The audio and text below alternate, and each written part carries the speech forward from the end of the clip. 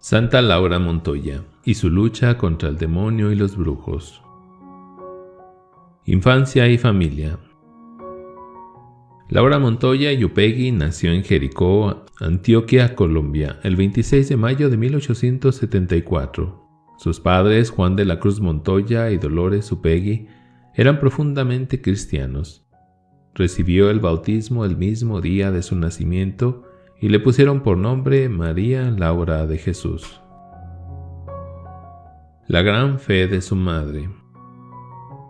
Con relación a su madre, ella afirma: su carácter, siempre igual y gracioso, le conquistaba la amistad y el cariño de los de su esfera y el respeto de sus inferiores.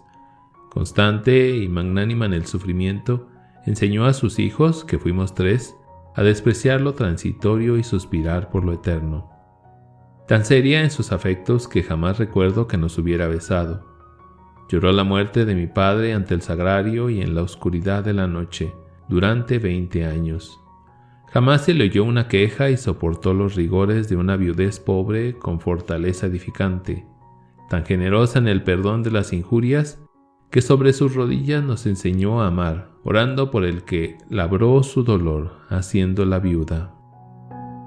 Creció siempre en virtud y fortaleza y terminó su vida a los 77 años de edad, siendo religiosa misionera con el nombre de Hermana María del Sagrado Corazón. De su piedad da testimonio el hecho de que jamás quiso que un hijo pasara ni una sola noche sin bautizar y rehusaba tomarlo, ni lo estrechaba contra su seno mientras no hubiera recibido el agua santa.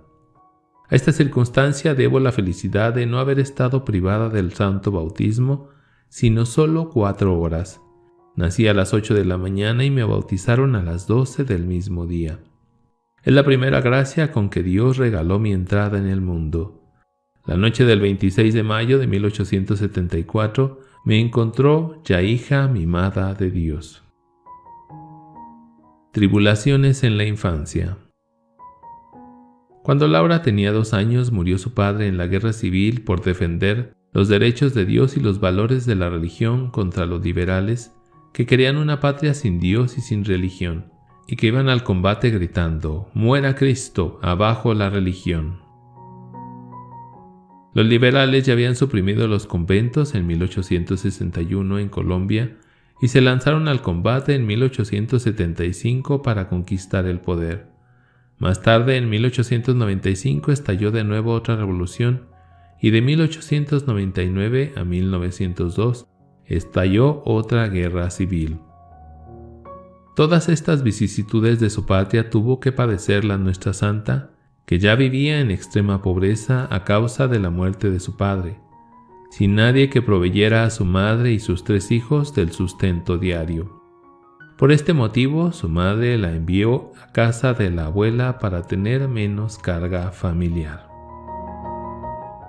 Oración por los enemigos. Cuando ya grandecita le pregunté a mi madre en dónde vivía Clímaco Uribe, ese señor que amábamos y que yo creía un miembro de la familia por quien rezábamos cada día. Me contestó: «Ese fue el que mató a tu padre. Debemos amarlo, porque es preciso amar a los enemigos, ya que ellos nos acercan a Dios, haciéndonos sufrir». Con tales lecciones era imposible que, corriendo el tiempo, no amara yo a los que me habían hecho el mal. Amor al Santísimo Sacramento. Ella afirma: «Tendría unos 7 años y ya advertía la presencia de Jesús en el Santísimo Sacramento. Fui al pueblo a estar unos días con mi madre y gustaba de irme a la iglesia desde muy temprano. Aunque la Santa Misa fuera a las 8, yo estaba al pie del altar desde las 6. Leía oraciones y, sin entenderlas, me agradaban. En compañía de otra niña me dieron el encargo de recoger una cantarilla, rifa, de una señora pobre y me impuse el trabajo de hacer una visita al Santísimo entre casa y casa de las que tocaba para la cantarilla, aunque éstas fueran continuas o muy distantes de la iglesia. Subía hasta el altar para hacer la visita. Fueron tantas las visitas como casas tenía el pueblo. Esto me prueba que tenía fe en la Santa Eucaristía. caridad y lucha contra el pecado. También ya desde los 7 años comencé a gustar un poco de la compañía de los pobres y de darles limosna. Para ello gastaba mucho afán en conseguir licencia para visitar a los trabajadores más pobres de la finca y les llevaba lo que me daban y algo que podía conseguir también. En esa época no cedía al empeño de evitar el pecado. Hacia los 10 años tuve un sueño terrible en el que vi en cierto sitio del huerto de la casa un negro que con muecas horribles me invitaba a seguirle y, a medida que me llamaba, se iba alejando y dejaba fuego en donde quiera que pisaba. En el sueño yo sabía que era el diablo. Desperté triste, pero había desaparecido mi oscuridad interior y volví a sentir a Dios. Encuentro con Dios en el hormiguero. Tuve otra experiencia, no puedo asegurar que esto haya sido a los 7 años, pero tendría poco más. Me entretenía, como siempre, en seguir unas hormigas que cargaban sus provisiones de hojas. Era una mañana, la que llamo la más bella de mi vida. Estaba a una cuadra más o menos delante de la casa, en sitio perfectamente visible. Iba con las hormigas hasta el árbol que deshojaban y volvía con ellas al hormiguero. Observaba los saludos que se daban, les quitaba la carga y me complacía en ayudarlas llevándoles hojitas hasta la entrada de la mansión de tierra, en donde me las recibían las que salían de aquel misterioso hoyo. Así me entretenía, engañándolas a veces y a veces acariciándolas con gran cariño, cuando, ¿cómo diré? Dios sabe que estas cosas son tan íntimas y tan duro decirlas. Solo la obediencia las saca fuera. Fui como herida por un rayo. No sé decir más. Aquel rayo fue un conocimiento de Dios y de sus grandezas, tan hondo, tan magnífico, tan amoroso, que hoy, después de tanto estudiar y aprender, no sé más de Dios que lo que supe entonces. ¿Cómo fue esto? Imposible decirlo. Supe que había Dios, como lo sé ahora y más intensamente. No sé decir más. Lo sentí por largo rato, sin saber cómo lo sentía, ni lo que sentía, ni poder hablar. Por fin terminé llorando y gritando recio, recio, como si para respirar necesitara de ello. Por fortuna estaba a distancia de ser oída de la casa. Lloré mucho rato de alegría, de opresión amorosa y grité. Miraba de nuevo el hormiguero y en él sentía a Dios con una ternura desconocida. Volvía los ojos al cielo y gritaba, llamándolo como una loca. Lloraba porque no lo veía y gritaba más. Siempre el amor se convierte en dolor. Este casi me mata. Desde entonces me lancé a él. Era precisamente lo que buscaba, lo que mi alma echaba de menos. Mis lágrimas por no verlo eran amargas, pero lo tenía. Hoy todavía siento deseos de gritar al recuerdo de esto y me estremezco. Entonces no sabía calcular el tiempo, pero hoy juzgo que duró 2 horas. Al servicio de los indígenas. Felizmente ella pasaba mucho tiempo en oración, y leyendo la Biblia, Dios le hizo sentir su amor. A sus 16 años tuvo la gracia de poder estudiar en la Normal de Institutoras de Medellín y, concluidos sus estudios como maestra, sintió que Dios la llamaba a una vida más entregada a su servicio. Ya con 20 años pensó que su vocación era ser carmelita descalza de clausura, pero una experiencia de misionera entre los indios la convenció que su misión no era el claustro, sino la vida activa en el servicio de los indígenas, que estaban espiritualmente dejados de lado y eran paganos y refractarios a convertirse a la fe católica. Muchos de ellos vivían sin conocer ni la existencia de Dios y no tenían ni siquiera noción de que tenían alma. Creían que eran de condición inferior a los civilizados. Habían sufrido mucho por sus abusos y eran muy desconfiados con la gente, los blancos civilizados. Por otra parte, estaban tan familiarizados con los animales o tan identificados con ellos que todavía se encontraban indias que lactaban a los perros o a los monos pequeños como si fueran hijos suyos. Por eso sintió tal amor por estos indígenas abandonados a su suerte espiritual, que quiso dedicar su vida a su servicio, dándoles a conocer su dimensión espiritual, que tenían un alma y que no eran en nada inferiores a los demás seres humanos, a pesar de haber sido discriminados. Misión dura y peligrosa. Recibió muchas críticas de parte de algunos prudentes que consideraban que era demasiado peligroso para ellas por las condiciones de la selva y por las dificultades que presentaban los indios para su conversión. Pero con amor, paciencia y generosidad se fueron abriendo camino.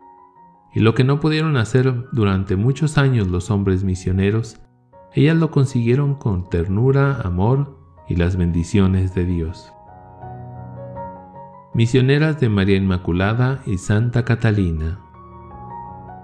En 1914, apoyada por Monseñor Maximino Crespo, obispo de Santa Fe de Antioquia, funda una familia religiosa, las Misioneras de María Inmaculada y Santa Catalina de Siena. Obra religiosa que rompe moldes y estructuras insuficientes para llevar a cabo su ideal misionero según lo expresa en su autobiografía. Necesitaba mujeres intrépidas, valientes, inflamadas en el amor de Dios, que pudieran asimilar su vida a la de los pobres habitantes de la selva, para levantarlos hacia Dios. Contra el demonio. La Madre Laura tuvo muchas experiencias contra el demonio a lo largo de su vida. Veamos algunos ejemplos que ella nos cuenta. Emprendimos una cruzada de oraciones pidiendo la conversión de las pobres niñas de un colegio de Medellín que pasaron al nuestro. Cuando ya casi desesperaba de conseguirlo, me llamaron en secreto y me dijeron: «Nosotras no nos confesaremos porque lo hemos hecho siempre sacrílegamente, y como ahora usted nos ha hecho ver la gravedad de la comunión sacrílega, no lo haremos más, pero tampoco somos capaces de confesar las faltas que venimos callando hace mucho tiempo. En consecuencia, nos retiraremos del colegio». Imposible declararme vencida. Me puse a orar por ellas y les infundí gran confianza en Dios. Aquellas pobres niñas se confesaron, bañadas en lágrimas, y fue una conversión muy cierta. La noche del día en que se confesaron, puse a las internas a estudiar en el dormitorio para yo acostarme un momento, pues estaba rendida de cansancio. Mi cama estaba cubierta por un toldillo que no llegaba al suelo, y desde ella podía vigilar el estudio perfectamente. Tan pronto como me recosté oí, pero no con los oídos materiales, sino de otro modo, que oír era entender. No sé cómo puede ser esto, pero oí que el demonio venía y que decía: «Voy a vengarme de esta advenediza que me ha arrebatado lo que yo poseía con justos derechos». Como este oír era entender, yo comprendí que la advenediza era yo, y que lo poseído por el demonio eran las pobres niñas que se habían confesado. Esto pasaba sin dejar de oír el estudio de las niñas en historia natural. Me senté a esperar al demonio y muy pronto vi llegar por debajo del toldillo un animal parecido a un perro o lobo, con cascos de mula y unos cuernos negros muy retorcidos. Entró y, sin abrir la boca, me repitió las mismas palabras, que oí del mismo modo, y agregó que se vengaría de mí, metiéndole una tentación a mi hermano, quien estaba en el cuarto del zaguán con una sirvienta que se hallaba muy dentro del interior de la casa, que era muy grande. Entonces no sabía yo que entre hombre y mujer hubiera tentaciones, ni de qué clase serían, por eso no me alarmé mucho. Pero el demonio me dijo después que tumbaría el colegio porque no podía resistirlo y que lo haría levantando una calumnia contra mí. Quise darle con el Cristo que tenía a la mano y lo alcancé para ello, pero me pareció hacerle mucho honor y me levanté, lo cogí de los cuernos que eran fríos, muy fríos, y lo torcí como haciéndole formar un remolino. Lo restregué contra el suelo y le dije que él no tenía que meterse en lo que era mío, y que no haría más que lo que Dios le permitiera. Mientras lo restregaba contra el suelo, le dije que le quedaban muy mal las ancas de mula, y que no le tenía miedo, que hiciera lo que quisiera, pero que yo contaba con Dios. Aquel animal producía contra el suelo un ruido como de cuero que se arrastra, y creí que las muchachas que estudiaban se habían percibido de él, pero el estudio continuaba lo mismo que antes. El animal salió por entre las dos hileras de estudiantes y yo salí detrás, preguntándoles a las niñas si no habían visto pasar un perro. Me contestaron que no, y seguí hasta el cuarto del zaguán en donde encontré a mi hermano dormido. Regué mucha agua bendita y me fui a hacer lo mismo en el cuarto de la sirvienta. Volví a la cama y como noté que las niñas no se habían dado cuenta de nada, me callé. Comprendí, sí, con mucha claridad, que el demonio me tenía miedo y que iba a molestar mucho a cuantos dependieran de mí por causa mía, pero que a mí no me arremetería más. Otro caso. Recibí en el colegio una niña que por ignorancia había estado tomando clases en una casa espiritista. Estaba muy contagiada, pero en lucha con el demonio se confesó muy bien con propósito sincero. La noche del día que se había confesado a altas horas, llegó a mi cama demacrada con los ojos espantados y llenos de horror. Poniéndome ambas manos sobre el pecho y sin darme tiempo para incorporarme, me dijo: «Señorita, defiéndame del demonio que viene sobre mí». Yo pude verla porque se dormía con luz. Me incorporé y no vi nada, pero sí dije con toda la autoridad del caso: «¿Qué tienes que ver, enemigo infernal, con la que ya es de Dios? En nombre del mismo Dios, retírate muy lejos de aquí». Inútil es decir que, si hubiera reflexionado, no hubiera sido tan determinante mi orden al demonio, pero sin pensarlo lo hice así. Tan luego como proferí esas palabras, la niña recobró la calma, sus ojos se serenaron y los labios cogieron el color ordinario. A la vez que se formaba a lo largo del dormitorio de las internas, que era muy grande, un ruido de viento impetuoso que las levantaba y que parecía como el ruido que forma una piel muy tiesa al sobrarse contra algo muy áspero. Todas las alumnas despertaron dando gritos. La niña de la historia había vuelto, como envuelta en el ruido, a su cama que quedaba en el extremo opuesto del dormitorio. Yo me fui a calmar a las muchachas. Todas querían contarme a la vez lo que habían oído y cómo les había alzado las camas, y me señalaban la puerta por donde decían que había salido ese ímpetu. La puerta estaba completamente cerrada, como la había dejado al acostarme. Por ella salí al corredor de la quinta que da a la calle, y a la luz de la luna pude ver que una ceiba, es decir, un árbol, vecina de la avenida de la Quebrada, que queda delante de la quinta que ocupaba el colegio, se retorcía con mucho estruendo, terminando por desprendérsele un brazo tan grueso que con una hacha hubiera sido cosa larga echarlo al suelo. A su caída tumbó una tapia de la casa vecina. Volví a entrar al dormitorio y encontré a la niña sentada en la cama con los pies colgando, como si acabara de llegar de alguna parte y hubiera despertado en ese momento. Me dijo: «¿Qué pasa? ¿De dónde vengo?». Nada quise decirle, pero las demás le refirieron lo ocurrido con el viento, del cual decían ellas que no era cosa tal, sino que sería el diablo. Julia Castrillón, la gran médium espiritista del departamento, que ejercía su diabólico oficio de apóstol del espiritismo en cuantos pueblos la dejaban entrar, aquel médium que se comunicaba tanto y tan fuertemente con el espíritu de Voltaire, según lo cantaleteaban los espiritistas de Medellín, porque tenía alguna semejanza con él, cayó milagrosamente bajo el celo del padre Muñoz y con señales de conversión verdadera le quedaban ciertas influencias del demonio. Ya llevaba tiempo el padre de lucha tenaz para apartarla de aquellas influencias, cuando alguien me indicó que el padre deseaba que yo la tratara.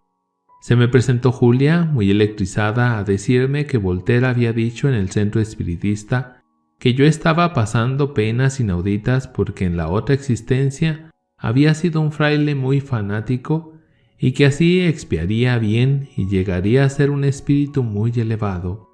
Por toda respuesta le dije a Julia: Verdaderamente lo que más me fastidiaba cuando fui fraile era el bigote. Con esto el rostro de Julia se cambió y solo me dijo: «Laura, usted sí que es irónica, con eso me venció». Quedó completamente deselectrizada y me dijo que estaba sufriendo horriblemente desde que era católica porque el demonio la tenía tan bajo influencia que ni para la comunión la dejaba y que tenían que dársela por la fuerza, porque ella no sentía al ver la Santa Hostia sino deseos de pisotearla. Me refirió 1000 cosas más y que había estado bajo la influencia del demonio sin interrupción hacía más de 8 días, pero que al oír a su padre espiritista también referir lo que había dicho Voltaire de Laura, se le había ocurrido que, llevando la razón, Laura la liberaría de su estado. Cosa rara, con solo lo del bigote quedó esta criatura libre de aquel estado. A la vez, Voltaire pronosticaba que, si yo no hacía bien la expiación de esa existencia, siendo médium espiritista, los espíritus se vengarían de mí. No hice caso de tal cosa, pero desde entonces le ayudaba a la pobre Julia a salir de sus dificultades. Estando en la selva un día, después de preparar los matrimonios, procedimos a arreglar el altar para celebrar la Santa Misa. Se colocó una cruz muy alta y a un lado, debajo de una palma muy antigua, el altar.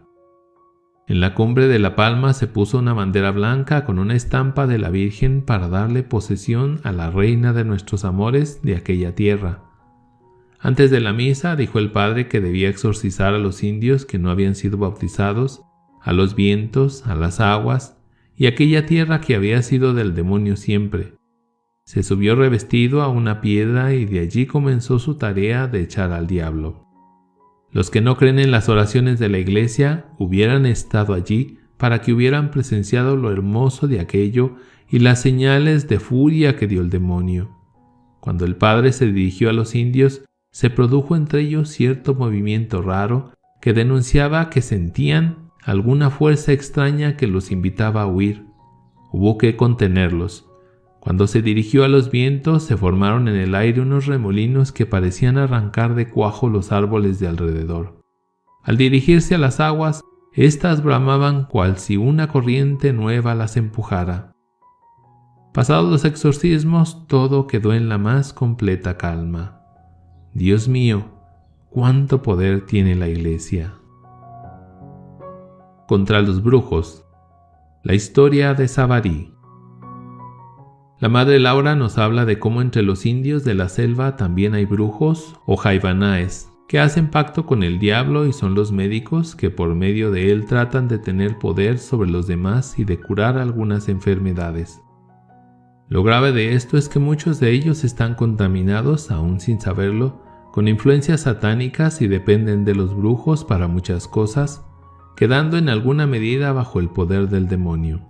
Pero el demonio no puede nada contra el poder de Dios. Por eso la Madre Laura nos habla de la experiencia del poder del agua bendita, del escapulario de la Virgen del Carmen o de otros objetos e imágenes religiosas que ponen freno al poder satánico. Ella nos cuenta: con mucha dificultad y en mucho tiempo hemos llegado a descubrir con toda seguridad que ciertamente es el demonio quien obra por medio de los jaivanaes, brujos, y que presta tal servicio el enemigo de Dios y de las almas, en virtud de un pacto celebrado entre éste, que sabe muy bien lo que hace, y el pobre indio que ignora las consecuencias de tan espantoso pacto, en lo que se relaciona con su alma, cuya existencia le es desconocida o dudosa. Solo sabe el indio, al hacer tal pacto, que con él podrá curar enfermedades, cobrando buenas recompensas aún a sus hijos o padres, y que podrá saciar sus venganzas haciendo maleficios, que es precisamente lo que ellos llaman embrujear. ¡Qué contrato tan ventajoso para el demonio! ¡Cuántas almas se enreda en él! Pobrecitos los salvajes con tan espantoso amo. Pobres los infieles en general. El jaivanismo es un sistema, por decirlo así, de ceremonias que constituyen como un rito. El jaivaná es como el sacerdote o ministro en el rito. Puede ser hombre o mujer, aunque son pocas las mujeres que toman la profesión. La acción del jaibaná se extiende a todo y lleva como distintivo un pequeño bastón un poco diferente del que usan los demás indios. Es un tronquillo de macana, palma, cuyo mango es una cara de hombre tosca y fea. Este bastón tiene los mismos privilegios de los santos jai o muñecos, como llaman a ciertas figuras de madera a quienes tributan culto. Ordinariamente el jaibaná recibe su primera consagración del demonio antes de nacer. Para ello, un jaibaná de gran categoría hace algunas ceremonias sobre la persona de la madre del que quieren consagrar, de modo que al nacer el niño ya es, como se dice, un pichón de jaibaná. Pobre niño. En una ocasión tratábamos de preparar a uno de estos infelices para el santo bautismo, y como para animar a su padre para que nos ayudara, le dijimos: el bautismo quitará el alma de su hijo de las garras del demonio. Él nos respondió poniéndose triste: este ya no deja diablo, porque yo entrego a él desde antes de nacer. Al vernos asustadas dijo: no asustes, hermana, si no entrega a diablo así, no sale jaibaná fino. Savary era brujo. Desde el principio fue atento con las misioneras, pero no daba un paso serio para abrazar las doctrinas religiosas, aunque se veía la lucha terrible que sostenía.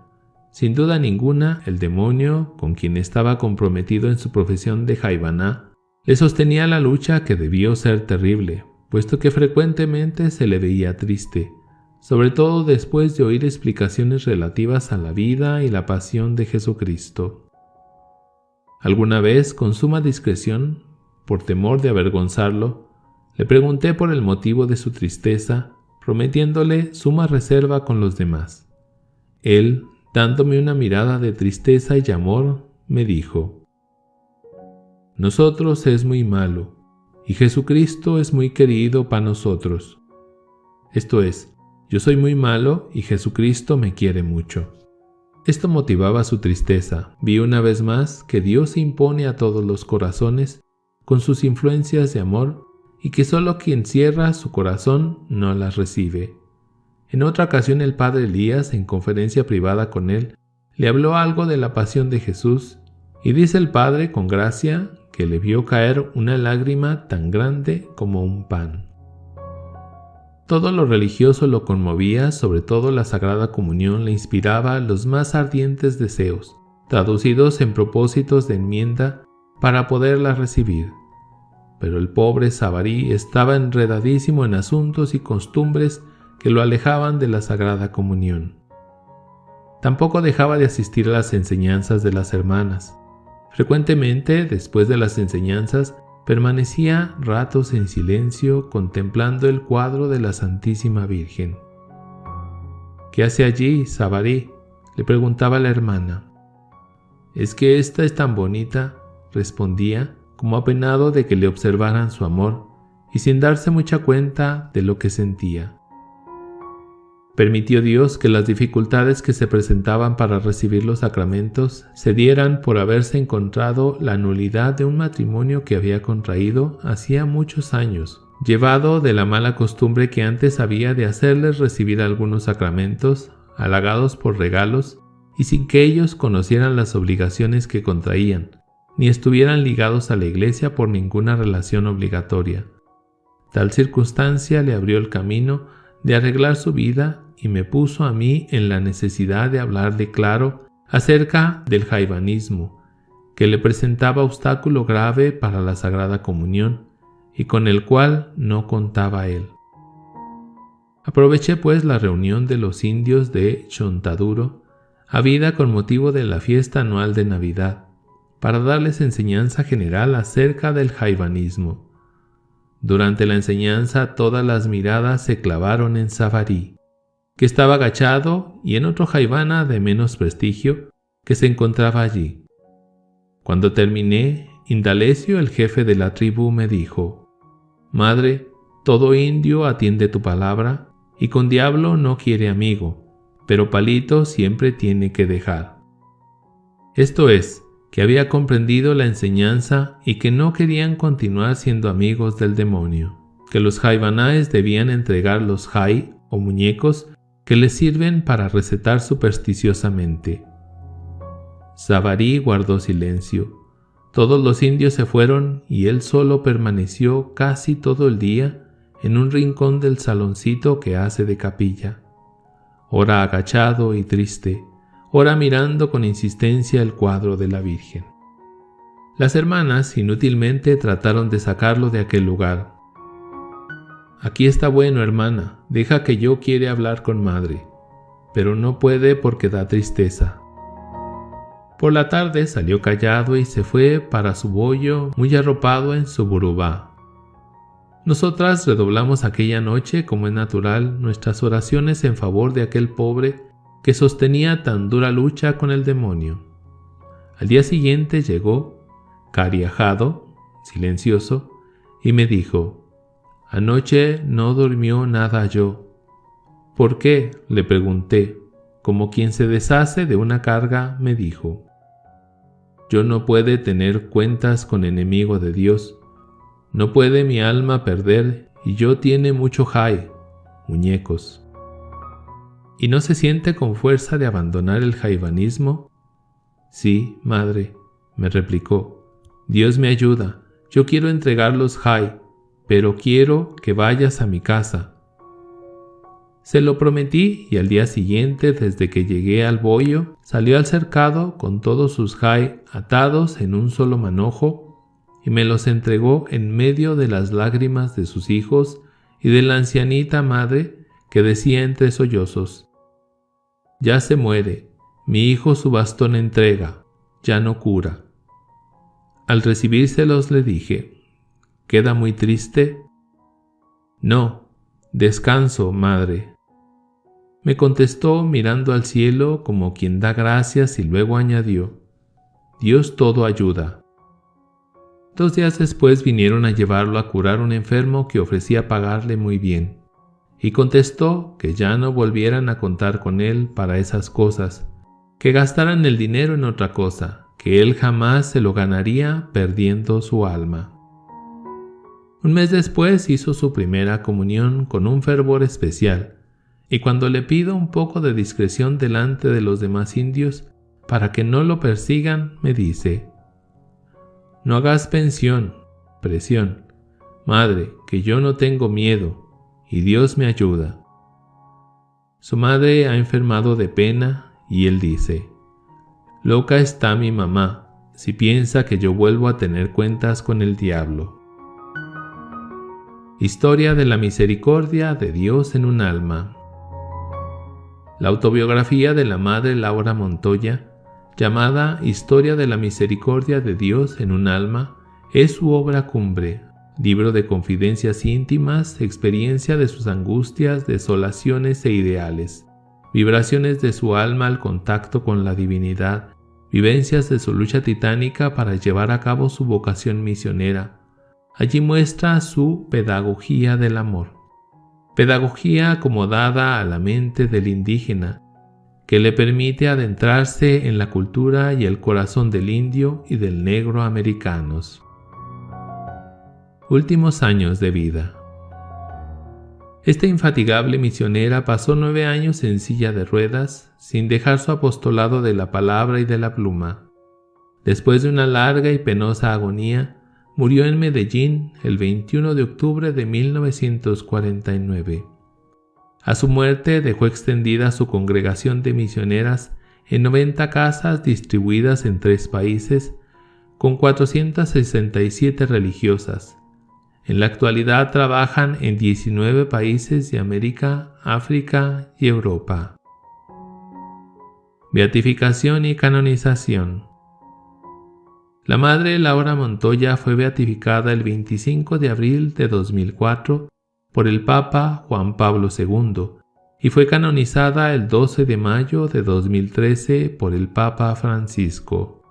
Su fiesta se estableció el día 21 de octubre. Santa Laura Montoya, ruega por nosotros.